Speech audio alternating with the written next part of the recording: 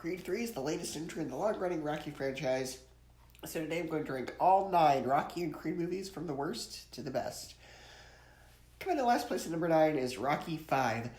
Even some of the weaker entries in this franchise were at least entertaining, but this one is just straight up boring. Rocky is written to be incredibly unlikable. He ignores his sons who can train some random teenager he barely knows.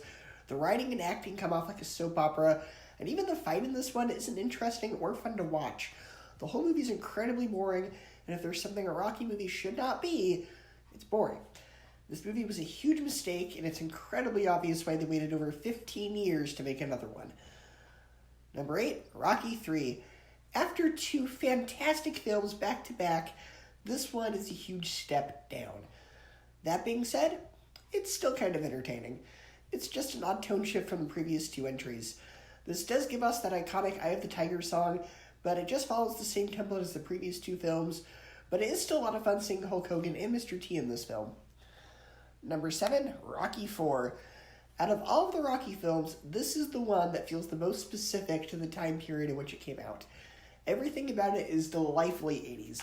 Dolph Lundgren is the villain, Rocky fighting against the Russians, the fight choreography. Now, there's not really much plot in this one. It's like 80% training montages, but even the training montages are fun to watch. It's campy and it has very little plot, but it's still a lot of fun as long as you don't take it too seriously and you know what you're going into. Number 6, Creed 3. The biggest strength of Creed 2 is that it ended so perfectly that as a consequence, there's nowhere for the story to go in this one. The previous 2 Creed films had justification for their existence, continuing the legacy of Apollo created Rocky. This one does not. This one feels like it exists simply for the sake of doing a trilogy.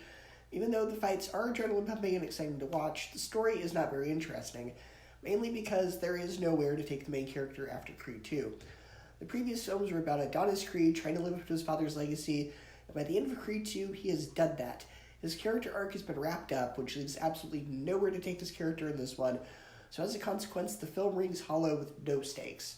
Though Jonathan Majors does play a great villain in this film, ultimately the film doesn't really give much reason to be invested. Number 5, Rocky Balboa. What an absolutely perfect ending to the main story of Rocky. The movie is incredibly powerful as the writers, who apparently love making the character suffer, take practically everything from him. The film has all the character drama from the franchise's earliest entries, and you can feel it. It's nice seeing certain characters come back and where they are now and how Rocky's influenced them. And I'll admit, I almost cried during this film, especially near the end. Now, the plot is a bit contrived and hard to buy into.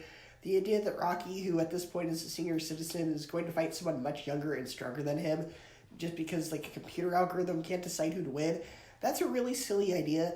It only exists simply for the sake of moving the plot along and for the sake of making the movie. But the final fight at the end of the film is one of the best of the franchise and arguably the most emotional, given the main character's journey. While its plot is a bit contrived, it has an emotional journey and a powerful conclusion to the main character's arc. Number 4, Rocky. Now this one, compared to the others, is less of a sports movie and more of a character drama. And the way the characters and relationships written in this movie are incredibly well done. Rocky starting out as not the best guy, but his character development as well as his interactions with other characters and his relationship with Adrian make him an incredibly interesting character that you're rooting for by the end of the film. And even in the film's slower moments, the script's dialogue is compelling enough to keep you invested. Even though there's not a lot of boxing action in this film, it's the character of Rocky and his struggles that make the film interesting. Number 3, Rocky 2. I'm kind of mixed on this one because in some ways it improves over the original, but in other ways there is still room for improvement on its own. It does have a lot more emotion in the first film, and the relationship between Rocky and Adrian is stronger, and also the stakes feel higher and more personal. But the formula is more or less the same as the first film, so it is a bit of a retread, but overall I do think it's mostly an improvement. Number 2, Creed. This is how you do a legacy sequel. Unlike some other legacy sequels such as Ghostbusters Afterlife, this doesn't feel like a straight-up rehash of the other films. It stands on its own pretty well and also works to continue the legacy of the previous installments. Creed's relationship with the love interest played by Tessa Thompson is also just as cute as the relationship between Rocky and Adrian in the previous films. And it is great seeing Sylvester Stallone and Michael B. Jordan work off each other. Their dynamic gives a lot of energy to this film, And the final match in this movie got me incredibly pumped. It's one of the best fights of the entire franchise. Creed is a legacy sequel that doesn't just feel like the same old familiar thing. And coming at first place is Creed 2. Now, in some ways, it is a bit familiar.